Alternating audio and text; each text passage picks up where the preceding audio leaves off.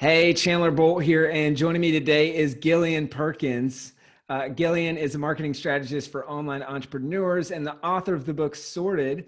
She currently owns and operates four successful companies in four completely different industries. Love that, offline and online. You may know her from her YouTube channel, which has almost 500,000 subscribers. I checked, and the earliest video that I could find was 3 years ago, which that's a lot of growth in a little bit of time. So fun fact actually too, is she's actually a self-publishing school student. She worked with us to help publish her book. So I'm excited to talk with her about her journey for publishing her book, how she's grown so quickly on YouTube, and also about YouTube and using YouTube to sell more books or to grow your business. So Gillian, really great to have you here. Yeah, it's so great to be here. I'm excited to talk to you. I know, I was a self-publishing student and that I had a great experience with that. And then we kind of our worlds diverged a little bit and then we were brought back together recently. And so it's been really fun to connect with you a little bit and to do some fun things together lately. Yeah, 100%. And it's so funny. It's been so fun kind of reconnecting because I feel like it'd been so long that we were looking on YouTube and Googling different videos or YouTube searching different videos, and we're like, man, this is really great. We should reach out to her. And it's like, hold up, we worked together years ago, and just seeing how much you've grown, and we got lots of fun stuff to talk about and catch up on. So Yeah. I'd love to go back to kind of the start from a book perspective. So why did you decide to write your first book, and what was kind of the purpose behind it? Oh, you're starting with hard questions I don't know the answer to. So I think part of it was, as I'm sure many people can relate to, I've always had this desire to be an author. I just thought that sounded like, it was on my bucket list, basically. And then without letting the story get too long, I had this strange life experience where, long story short, we bought a house and then we were not able to move into the house because after we bought it and signed all the papers, we found out that there were renters in the house who we'd been told had a month-to-month rental agreement. And it turned out they actually had a year-long lease. So we could not move into the house that we had just purchased. And so we had to, but we had already given notice at the apartment where we lived. And we asked, could we stay longer? And they said, nope, we already rented it out to someone else. So we just had to pack up our lives. And we went and stayed at a different apartment for a couple months. And we stayed with my parents for a month. And finally, after a while, we were able to move into this house that we had purchased. But in this process, I was living with very little for several months. I specifically remember that I didn't even have a pair of scissors in the little bit of stuff that we'd packed up that we were actually living out of in these temporary places. And it was a stressful experience and a tough experience, but it was also a really good experience to live with so much less. Basically, I was forced to be a minimalist, just like the cold turkey, become a minimalist. And so I really saw a lot of benefits from my minimalism journey that was unintentional. And I wanted to share that with people and show them, some things that I'd learned in the process and how it had impacted my life since then. And some ways that I'd simplified both my possessions, but also my schedule and just my commitments and things like that to create a life that I enjoyed living more and was less focused on managing stuff and more focused on enjoying the things that I had and enjoying the people in my lives. Lives. Multiple lives. Okay, anyway, yep. So I wrote this book and I think I wrote it right before I met you. And in the month before I met you, I had sat down and I wrote this book in a matter of 1 month, about, I think, 31, 32 days. And my motivation for writing it so fast wasn't just that I was in a hurry to get it on paper, but because I tried writing books before that and I'd never managed to get past the first chapter at the most. Normally it was just the first couple pages. Mm-hmm. And it was just because I'm an idea person and I'd start writing and then I'd get a different idea and I'd go off and start working on a different project. And so I thought, if I'm going to get this done, I just have to push through it real fast and stay really focused, really committed on this for a short period of time. I'm not going to be able to stay committed to it for a year or more. So I had written this whole book and then we hopped on a plane just a couple days later, hopped on a plane and went to San Diego, and I met you in San Diego at a business conference. And it was just like fate because I had a book that needed to get published and you told me how to publish a book. And that was How Elrod's conference, right? Yeah. Best year ever. Mm-hmm. Cool. And so, I mean, two-parter. how did you get the draft of the book done in 30 days? Like, what did that process look like? And then when you saw me speak in San Diego, I mean, I think a lot of people are like, hey, I already got the book done. Like, I don't really need help. Like, what made you decide to say, hey, I want to work with you guys at Self-Publishing School?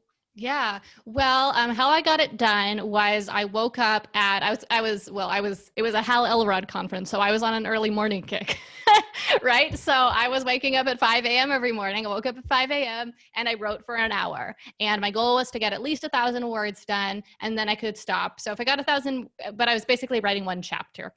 So sometimes it was just 1,000 words, sometimes it was closer to 2,000, but just a minimum of 1,000 words and get through the chapter. And then I could call it a day and go back to bed, or, not normally, but, and so that was good for me because at this point I had my first baby. And so he was going to wake up later in the day and I was going to be busy with him and also busy running my 2 different businesses that I was building. And so I was not going to have time later in the day. So I really just had to make it that first thing in the morning priority if it was going to happen. And that worked for me. I don't think I could have maintained that long term, but I could do it for a month and it got done. That's great. And then yeah, sorry. Yeah, to answer your second question. Well, I think, I'd put a lot of hard work into the book at that point, but I had absolutely no audience. This was now a little bit over 3 years ago. It was maybe about 6 months before I started my YouTube channel that I run today. And so I had no audience. I had a handful of friends on Facebook. That was it. And so I just thought, how in the world am I going to get this book out into the world? How am I going to sell it? I don't think I stand a chance of getting a book deal from a publisher. I don't have an audience to sell it to myself. How would I possibly do this? And in the presentation that I saw you give in San Diego, you really just kind of opened my mind to like the possibility that even as an unknown author, that my book could potentially become a success, and you spoke the truth. That's awesome. And so I want to kind of follow-up question. What would be your advice for any moms out there trying to write a book? I mean, you had it sounds like newborn, 1-year-old, very young child. Yeah, he was about 2 at the time. Okay. And I was pregnant with my second, I believe. Okay. Who was born. Yeah, I was about 4 months pregnant or so. Well, I've heard a lot of moms say that they couldn't do that because they're not a morning person, so what worked for me wouldn't work for them. And I would just kind of challenge them and say, well, how important is it to get this book written? And also, you don't have to become a morning person forever, right? But you also don't have to be a morning person at all, because after your kid goes to bed at night, you could find some time then. The great thing about kids is that they sleep 10 to 12 hours a day, and adults sleep 8 hours a day, or a lot of us less, right? And I think God made it that way on purpose so that we don't go crazy. Yeah. So you have 2 to 4 hours, possibly more, of time when your child isn't sleeping, and you can do anything with that time. And I think a lot of the time as parents, we're tired from dealing with the children and all the other things that, are in our lives. And so we don't really have a lot of like decision-making power left in our brains. And so we just like scroll social media. So that's why morning can be great, because you're getting the first part of your energy before you have that decision fatigue. So you can choose to make a good decision and work on your biggest goal. But I know a lot of people also, including myself, get a lot of creative energy in the evening. And so after you put your kid to bed, you might feel tired, but if you're really inspired by what you're writing about, then you can funnel that creative energy into that project. Yeah. And it's funny how many, I feel like, people that we work with that actually, there's a girl on our team who's one of our coaches now. She started as a student, and she said she just gave birth or was about to give birth. I forget what, it was like on her computer taking a coaching call with her coach, like finishing the book. And so it's like, I feel like metaphorically, a lot of people talk about a book is you're birthing this baby as a book. And so it's almost like the simultaneous birthing of a kid, or pregnancy with a kid and pregnancy with a book. So that's really cool to see. What was the toughest part of the process for you? I mean, you got the draft done in 31 days. Was that the hardest part? Was it then moving into the marketing? I mean, you talked about with no platform, no audience. So I think that's good to hear, because a lot of people are probably watching or listening to this saying, oh, cool, well, that's great for Gillian, but she probably has this massive audience because you do now, but it didn't Yeah. start that way. So how'd you do that? And what was the toughest part? Yeah, I mean, going into it, I certainly thought the toughest part was going to be the marketing. That ended up being one of the easiest parts, really. The toughest part, I think, was two different things. One was as I was getting just towards the end of that month when I was writing the book, I was starting to lose momentum. I was tired of writing. I was kind of ready for the next project, really. And so just like keeping going at the end of that month was tough. But probably even tougher than that was the editing. I hired a couple people to edit, and that was something that I found it tough to find the right editor, but I also edited it one time myself. And it was just grueling to read the work that I had written, not because it was bad, but just because I was ready for the next project already. So I wasn't that interested anymore in this thing that I had written. And also just like, I mean, when you wrote it, you know what it says. And so it's hard to keep your focus and your attention on it. So especially for an entire book, like I can do it for a blog post, but for an entire book, it's just a challenge. It's kind of a marathon. 100%. Now, what was the most helpful part of the process in working with us, or like the most helpful piece kind of throughout that journey? Yeah, absolutely. It was just like the marketing strategy. Like I said, I had no audience. And so if I just like posted on, social media and said, I'm releasing a book, I mean, it would have been crickets. But you had a strategy that you guided me through with doing having a launch team for the book. That was so pivotal in the whole process. That launched, I didn't have an audience. So I had joined a couple Facebook groups, and I just shared in the Facebook groups, and I said, I'm working on this project. I'm going to be releasing this book soon. Does anyone want to be on my launch team and see the behind the scenes of the process and get a free copy of the book? That was all they were promised. But I think almost 300 people raised their hand and said, yes, me. And that's so that awesome. Really blew me away. And then, of course, whenever people sign up to say they'll help you something, you're going to have, a certain percentage of the people who do and who don't. Right. But at least 100 of them or so followed through and actually wrote me a review on Amazon and shared it on social media. And that was like the biggest thing. Like that strategy completely came from you. And that was what sold 10,000 copies of the book in this first couple of months and made it an Amazon bestseller. So 10,000 copies of the book in the first couple of months. Like how did you do it? And what sold the most books? Well, I mean, it really was primarily that strategy. As you teach in your course, we first had the book free for the first, I want to say 4 days. I'm not exactly certain on that, but about 4 days, I think. And then we switched it to paid. And so when we switched it to paid, it stayed at the top of the free charts for an hour or something.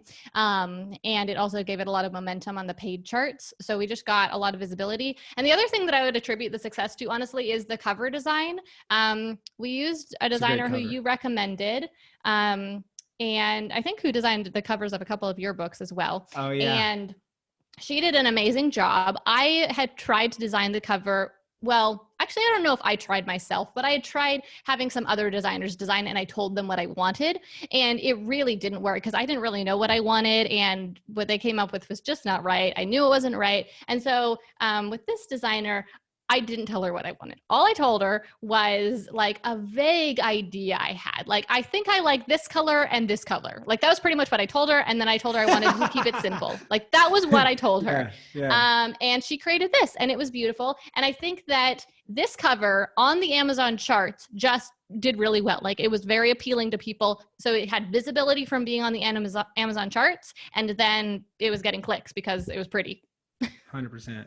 And when it's all the fundamentals of a best-selling cover, right? It grabs attention, the title is easy to read, and your potential reader instantly understands what the book's about and whether or not it's for them. And when I look at that, and I've got your Amazon listing pulled up here, it's like I instantly see it. I see the cover, sorted, freedom through structure. Then you go straight into the book description. This is your chance to finally break free from clutter. Whether you realize or not, your schedule, your schedule in your mind is filled with clutter. And then it's just straight into it, right? So I instantly understand what it's about. It's clear. It's a good looking cover. It's well designed. It looks professional. I think that's huge. And you did a great job on that. Let's let's shift gears a little bit. It sounded like the book came first. It's like the chicken or the egg, right? The book came first, then the YouTube channel. Is that correct? Or That did you? is, yeah. Yeah, that is the order of events.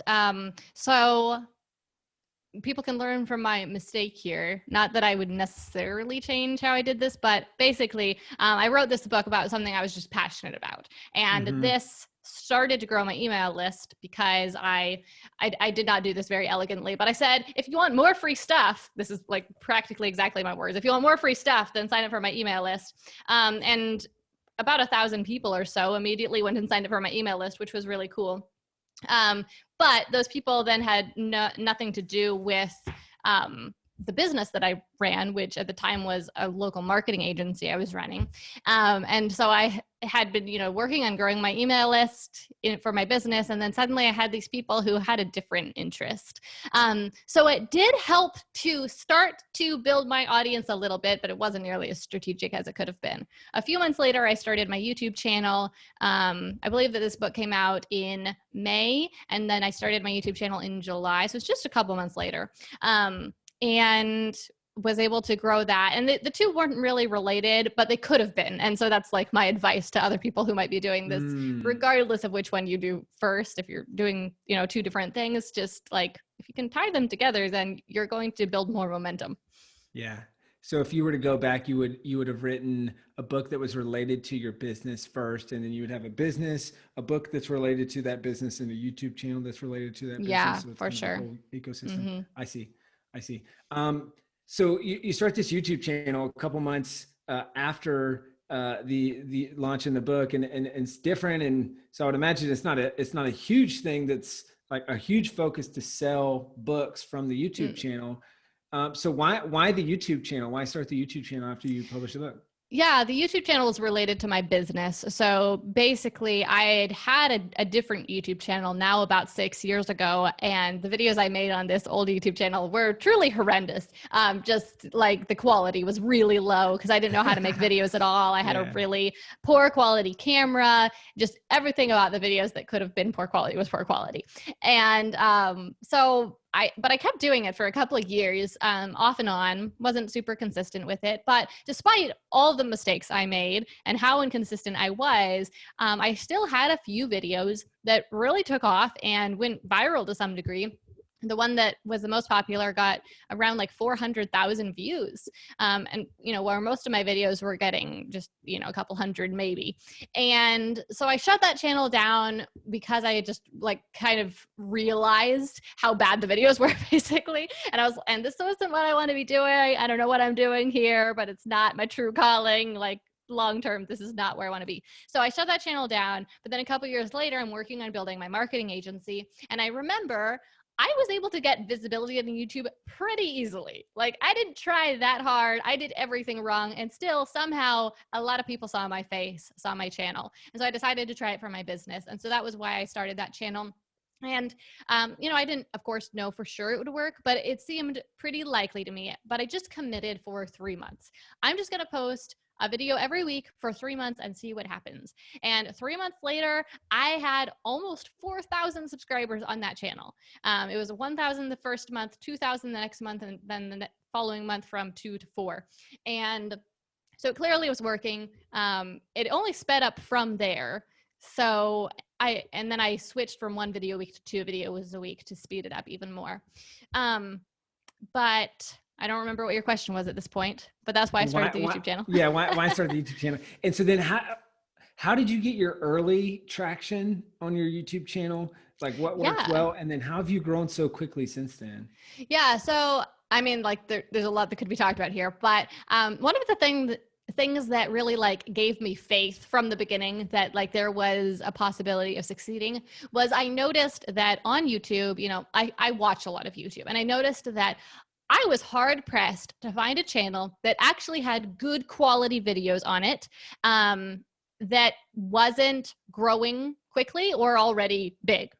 Like I really couldn't find any tiny little channels that weren't moving at all that had great videos. So I thought if I can just learn how to make great videos, then I'm pretty sure I'm going to be successful at this. And so that seemed like it took a lot of the guesswork out of it, a lot of like the lottery element, you know, like people think, oh, if I get lucky, then my channel will grow. When I thought about it that way, it seemed like it wasn't going to be just chance, like it would be predictable. And so that's like, I would say one of the number one things that really contributed to the success of my channel from the start was just that I really focused on quality.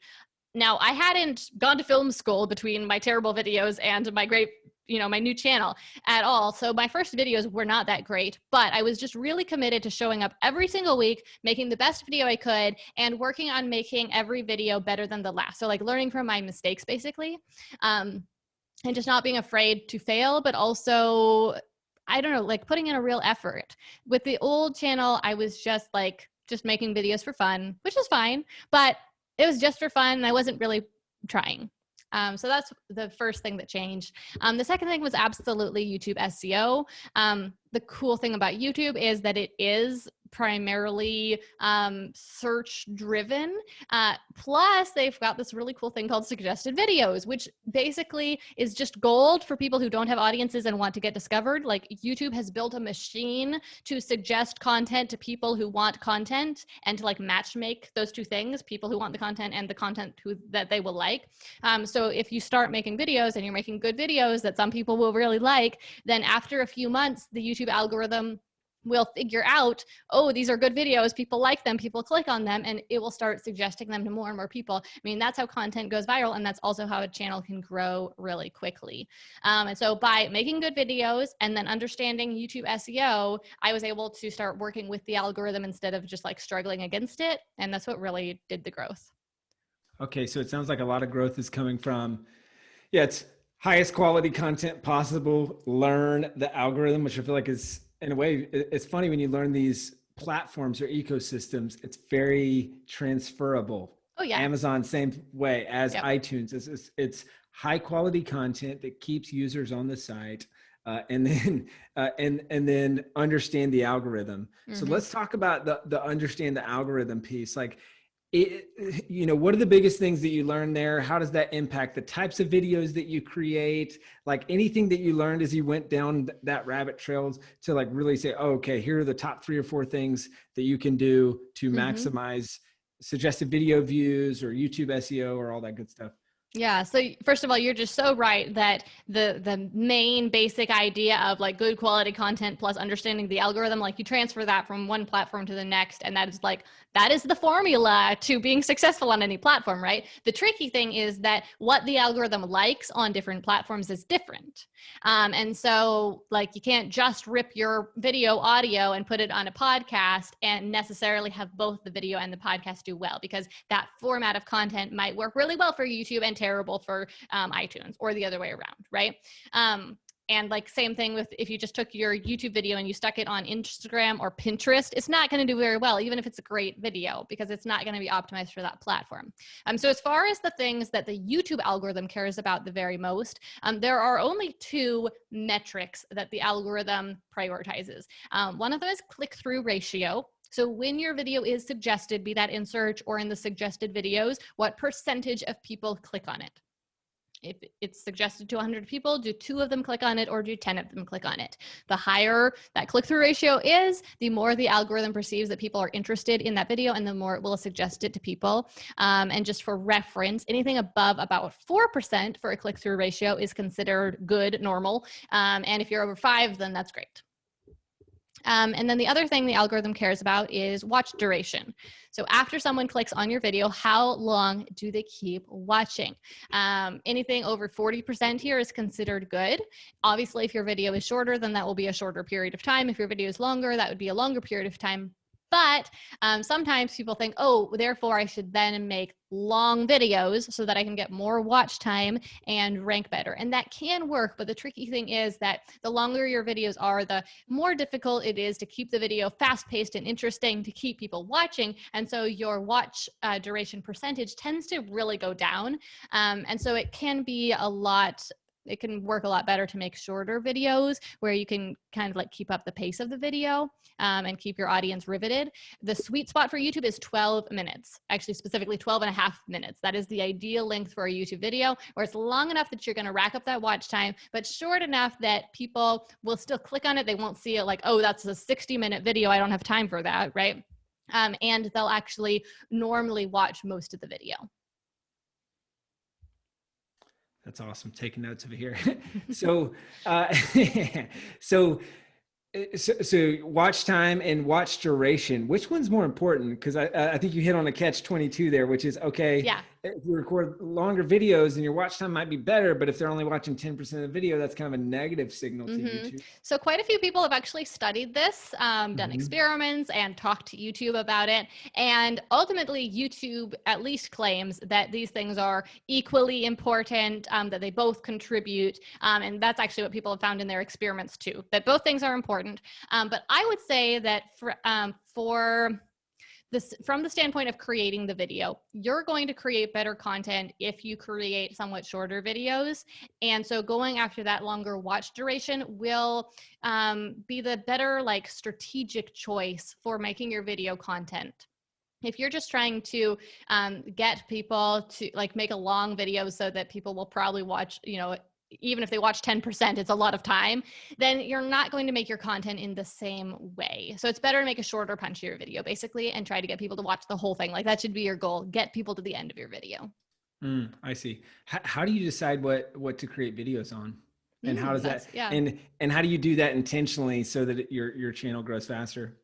Yeah, well, it's easy to get video ideas if you are involved with your audience. So even if they're not, or involved with the audience you want to have. So even if they're not following you right now, if you're just in those communities, you're going to see the questions that are cropping up. You're going to see the topics that are interesting. So that can be like an initial starting place.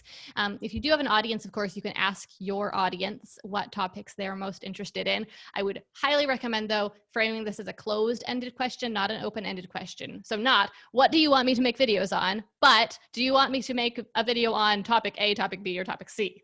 You will get many, many more responses, and the responses will be actually higher quality because people don't know what they want until you give them some options, right?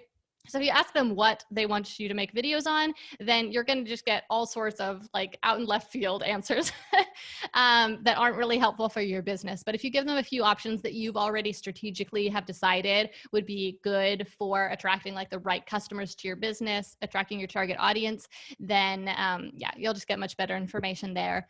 Another thing that's a great way to get ideas is to look at your competitors' channels and see what videos they've made that, you know, it might just give you an idea that you can see how it would strategically fit with your business, or to look and see which videos have been popular for them.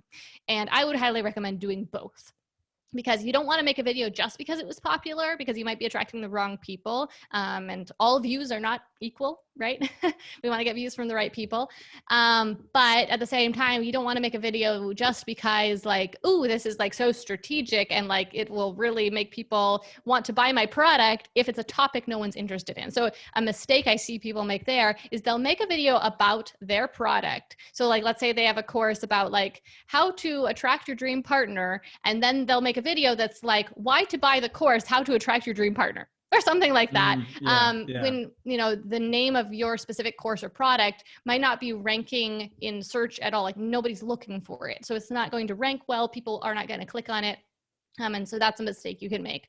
But as far as coming up with video ideas, I always recommend coming up with just as many ideas as you can from each of these different like avenues that I've mentioned, and compiling a list. So you need to write these ideas down. If you don't write the ideas down when you have them, then they will leave, and then you'll get the same idea again and again and again, and you won't ever move on to the next new idea, and you'll also obviously be forgetting the idea. So write them down so that you can actually start to accumulate a catalog.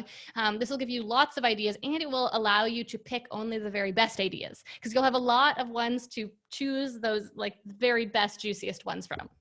That's great. You mentioned a phrase, not all views are created equal. What does that mean, and why is that? Yeah, well, I mean, imagine if you put up, say, a billboard in your town and you're selling a niche product. So you're like selling self-publishing services and you put up a billboard. You're going to be paying a lot of money to show that ad to a lot of people who have no interest in self-publishing a book, right? Whereas the cool thing about YouTube or Google is that, or any sort of thing where people are choosing what content they're consuming. I mean, this goes for like Facebook ads too, is you're targeting a certain type of viewer. And so you're not paying, and of course you're not paying for YouTube views, but you're not wasting that exposure that you could be getting from the right people on the wrong people. And so I think that, you know, a lot of people think, oh, I don't know how to make a viral video, a video that is going to be on the trending tab on YouTube, or I don't know how to be popular on TikTok or on Instagram. You don't need that. You just need to appeal to the right people, because those are the people who are ultimately going to be interested in buying from you.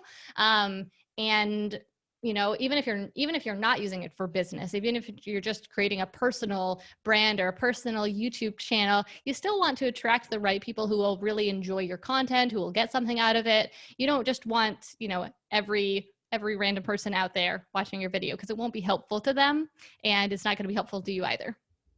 Yeah, 100%. That's great. So we got the fundamentals, right? You've got high quality videos, you're focused on YouTube SEO, you know, the algorithms, like all those things. You're strategically picking video topics. We're thinking about click-through rates. So designing good thumbnails that get people to click on the videos. Yep. And then watch time, and ideal watch time is, or the ideal video length, 12.5 minutes. Hopefully they're watching at least more than 40%. Okay. So those are all the fundamentals, right? Outside of that, and I know I just took away like probably all the most important things, but so you've got all that covered. Outside of that, what would you say are like the top 3 things you've done over the last 3 years to grow even faster? Because I think there's probably a lot of people that are doing that and aren't at about 500,000 subscribers in 3 years. Yeah. Like, well, I mean, I would first of all say just that, like, I think a lot of people kind of like think they're doing all that, but if they actually like work through a checklist, you know, they wonder, why isn't my channel growing? I'm posting videos every week. But if they look at those things, they'll notice that they're missing just a couple of them. But those things that you just mentioned, they really are like all the basics, and you have to do all those basic things. Now, there are a couple of them that there's wiggle room on, like having videos that are 12.5 minutes. There are people that make 5-minute videos. There are people that make hour-long videos that do great, but those are the exceptions to the rule. And so if you want to increase your chances of success, you'll stick to that rule. So it's more like a guideline for giving you the best odds. But so those basic things like click-through ratio and watch duration, like you have to figure out how to get those things like in check, or else you're just not going to grow.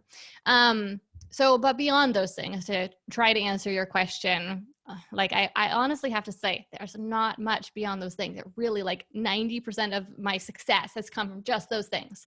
But so one of them I would say is trying to make videos that I would enjoy watching myself. So not just videos that are like good from a technical standpoint, not just videos that are about like popular keywords, but trying to make videos that I would find helpful, and like not talk like a robot, you know, I don't know, just be a real person and make good quality content that's enjoyable to watch. That's definitely something people miss sometimes, is like they get a little bit too analytical about it. And they're just like, this is a keyword I need to make a video on. It needs to be 12.5 minutes. And then they make a really boring video about that keyword for 12.5 minutes, right? But entertainment is the name of the game on YouTube. And it's not just for people who are doing comedy videos or people who are floor gang or something like that, right? It goes for every industry, every niche. People have a lot of choices between content that they can consume, and there's a lot of demands on our attention and distractions out there. So people aren't going to keep watching a video if it's boring, okay? Unless they're being forced to by their corporate, you know, like you have to watch this training, or you have to watch the video to take this test for something. And people like they still don't remember it even if they're forced to watch it, right? But when people normally are choosing to watch YouTube videos, right? They're not forced to watch them. So we have to make content that they will choose to watch, whether it's useful educational content or it's just completely entertainment content. Either way, it has to be entertaining. It has to interest people. It has to engage people. It has to keep them focused on the video. And it's like definitely easier said than done. But I think your question is assuming that I must have like, I don't know, run YouTube ads or like gotten Oh, on a bunch of I have no idea. podcasts or Yeah. something like that. And I haven't done any of those things. I've practically never promoted my video with like a podcast interview or a guest blog or anything like that. I've never run a single ad for my YouTube channel. It honestly has all been from just making good quality content that people enjoy watching on topics that I've researched, that I've done the keyword research on to see that that there is interest in those topics. And then working with the algorithm. Like it really all comes down to that. I see. Who would have thunk it? So couple final questions here, kind of in the home stretch. How do you monetize the channel? And what tips do you have for people who want to use YouTube or use a YouTube channel to help with selling more books or growing their business? Yeah. So how I monetize the channel? Well, the first, like, just most direct way that the channel is monetized is I'm a YouTube partner, which is just a fancy way of saying you checked a box that said, sure, I'll let YouTube run ads on my videos and pay me money. YouTube pays creators 50% of the ad revenue that companies pay to have their ads on YouTube. And that is a lot more money, I would say, than a lot of people realize. Now, at this point, if I say the amount of money and you see how many subscribers I have, you'd think, oh, well, if I don't have many subscribers, it wouldn't be very much. But it has nothing to do with subscribers. It has to do with views. And my channel has honestly gotten about the same number of views per month ever since I was about 3 months in as it does today. Because I get most of my views from search and suggested, not from my subscribers. And so I've been getting about 500,000 views on my channel for the last 3 years. And so what's cool about that is that even if someone's just starting out and they don't have an audience yet, there's still that potential for them to start ranking in search pretty much right away. It can take a couple months for the algorithm to like figure out what the videos are about and that sort of thing. But after that initial period, I can compete with someone who has 10 times the subscribers as I do, and on, the views for any given video, and someone who has 100 subscribers can also be competing with me in just the same way. So anyway, so I've been earning around $5,000 a month just from YouTube ads for the last 3 years. And so now that my business has grown and I've been doing YouTube this long, that's not that significant in terms of my business revenue. But 3 years ago, that was huge. That was, most of my revenue before I really had any processes that were successfully selling products in my business. It was like, my family can live on just the money that YouTube is paying me for these videos that I would make even if YouTube wasn't paying me. Because, making these videos is growing my brand. Making these videos is driving customers to my business. Making these videos is fun. So there are a lot of reasons I want to make these videos, and YouTube is offering to pay me. So that's a really cool opportunity that I think a lot of people don't realize is as big as it is. And then beyond that, I'm using the videos primarily to share free offers, lead magnets, opt-in offers, to get people on my email list. And then based on the different opt-in offers that they opt in for, I'll sell them a product that's relevant. So I'll send them a series of emails, say like, okay, you downloaded, this how to start a business checklist. And so maybe you're interested in joining Startup Society, which is a program that will guide you through the process of doing all those things you need to do to get your business off the ground. And so it's just a sales funnel where we're using YouTube as the visibility element and the element that is attracting the leads that then go through our funnel. That's great. And so I would imagine the majority of the revenue is from the products and stuff. Yeah, specifically from my membership program. Cool. Now, what would be your tips? I know you're not doing this much because the YouTube channel is different than the topic of the book, but what would be your tips for people who say, all right, I want to use YouTube to help sell more books? How would you do that? Well, I think you might have better advice on this, honestly, than I do. I have some ideas, but they could do exactly what I'm doing with my other products. They could have some sort of opt-in offer and then send people a series of emails to sell the books to them, right? It's also just with a lower priced product like a book, a lot of the time, just the visibility, you can kind of like fast track people from hearing about it to buying it. So just like mentioning it in your videos, or even having like just a graphic that you add to the end of each of your videos that says like the title of the book and that like one sentence what it's about, and then find it on Amazon. That alone, when you're getting enough visibility, that could drive a significant number of sales. there are lots of different ways, like, visibility is really one of the hardest things to get, or at least a lot of people find it to be the hardest to get in order to sell the products. And so YouTube just provides a really, I would say, predictable way to create visibility aside from, or outside of paid sources like paid ads. I would say YouTube is probably the most predictable one out there. Awesome. Now, switching gears a little bit and kind of in the home stretch here. So, we've been focusing probably for the last little bit over a year on growing the self-publishing school YouTube channel. And then I've got another YouTube channel that's called 7-Figure Principles Show. It's about lessons I've learned from growing my company 0 to 20 million in 5.5 years. And so that's kind of like a fun side project, and very much like it's just like this thing that we're doing on the side that's not a ton of focus, but it's been growing pretty quickly. Mm-hmm. I'm curious, have you seen either one of those channels? Not to put you on the spot. I've seen the self-publishing school, and I haven't seen the other one at all, but I did look at your self-publishing school channel after we talked a few weeks ago, and I didn't know it existed, but I went and looked at it. Yeah. Okay. So off of first impression, you might not have anything, and I'm putting you on the spot. It's totally fine. Off of first impression, what are we doing well? What are we doing wrong? The things you're doing wrong stand out to me more. So yes, it's just posting these interviews in video format. Yeah, don't post this interview, Chandler. Okay, so there are three things, I guess, that I immediately just see that you could do to easily improve. One of them is video length, right? Like your videos, it's mostly these interviews right now, at least. And so on average, they're like 50 minutes or so long.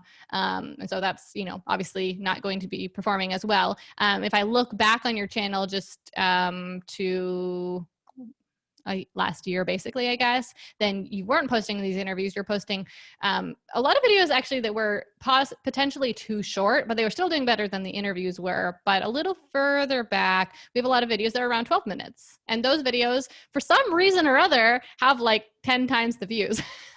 So, those videos don't have to take a long time to make. They're only 12 minutes long, right? And so you're going to get a much bigger return on your time investment. And then the other thing is your thumbnails. So especially with these podcast interviews, you're using a template thumbnail. And it has different words on everyone, but it's a template, and templates do not do well on YouTube. Basically, people subconsciously think they've already watched the video. Now, if you ask them, did you watch that video? They'd say no, but their subconscious just takes a glance at it and thinks that they've already watched it and that they've already gotten the value from it. And so it moves on to the next more interesting thing. And so when I look back at your older videos, your thumbnails have a lot more variety to them. And so that's definitely a reason why they would have been doing better. It's also important to have relatively few words, like typically less than 10 words and normally a lot fewer than that. So that there's not too much to read. It's not too busy, like it's easy to quickly read it. And also so the words can be bigger so people can actually see them and read them. And then one other little thing that not a lot of people would mention, but is that now you're using a red thumbnail, and red thumbnails don't perform as well on YouTube because the YouTube colors are black, white, and red. Your old thumbnails were blue and yellow, and those colors stand out on YouTube a lot better. So go back to your brand colors. Oh, wow. Red, I would have never thought that. Anything else that you see, or any tips? Like if you were us and said, cool, we want to grow from, let's call it, I think we're at 40-something thousand subscribers to 100,000 subscribers over the next year. Like anything else that you would do or pay attention to that we haven't talked about yet? I mean, you're really going to see so much growth if you just do those few things. Like when I sort your videos by your most popular videos, then videos that follow the rules I just mentioned to you are like the ones that are doing the best. And I would bet that most of the views you're getting today, you can go into your analytics and look at this to see if it's true or not. But I would bet that most of the views you're getting this month are actually from those oldest, most popular videos. How to write a short story, best book writing software, publish a book on Amazon. I mean, these videos are 9, 11, and 10 minutes long. And they were published a year ago, but I'll bet they were where most of your videos are coming from. And so if you just make more videos like that, then I would bet that your channel will be at 100,000 within a year from now. All right, well, we're going to follow in your footsteps, hopefully. This is great, Gillian. Really great interview. Two final questions here.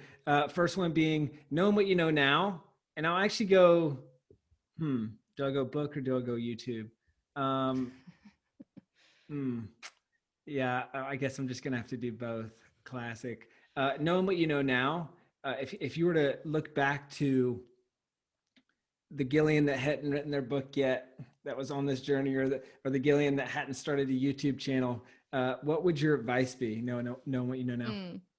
Well, with the book, so the one thing that I regret about the book, and the thing that I think, I guess there are sort of two things, but one of them is just if I had written a book that related to my business, obviously that would have been strategically better. But I'm not regretful that I wrote this book that I did, because it was something that was meaningful to me.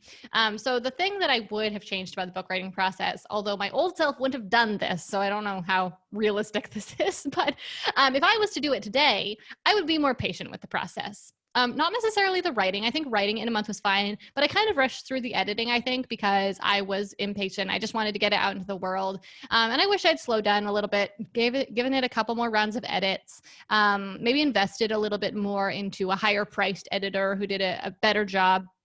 Because while I'm really glad I wrote the book, it needs a refresh at this point, because it's not as high quality as it could be. And even though it's not related to my business, I would promote it more today, and it would continue to do better. Like, I think more other people would promote it as well, if it was just higher quality editing of it. So that's what I would do different with the book. With the YouTube channel, I mean, can I say that I would do something different? I don't know if I would do anything different. Right? I that sounds vain perhaps, but I think it's not, considering the fact that I had a different YouTube channel where I did everything wrong, right? Yeah. And so this You've is already my done do-over. that. This Yeah, is my yeah. do-over channel. Yeah, that's great. Not to say I don't Awesome. make lots of mistakes, but I fix them every week. You know what I mean? Like, Yeah. I make a mistake one week and I fix it. So yeah. Hard work and continuous improvement. It's one of our core values at Self-Publishing School. So, hey, Gillian, this has been awesome. Final question. Where can people to go to find your book, your YouTube channel, your business, what you're up to, all that good stuff? Well, maybe if this is on YouTube, they can probably click over maybe that, or to the right of us. There's probably a video over there with my name on it. Maybe, possibly, Oh. maybe. But if not, you can like click up there in the search bar and type in my name, Gillian Perkins. You will find me. Or you can go to gillianperkins.com. Or you can follow me on Instagram if you want to see the very messiest version of the content that I put out there, at Gillian Z Perkins. Awesome. Gillian, thank you so much. Thank you so much. This has been great.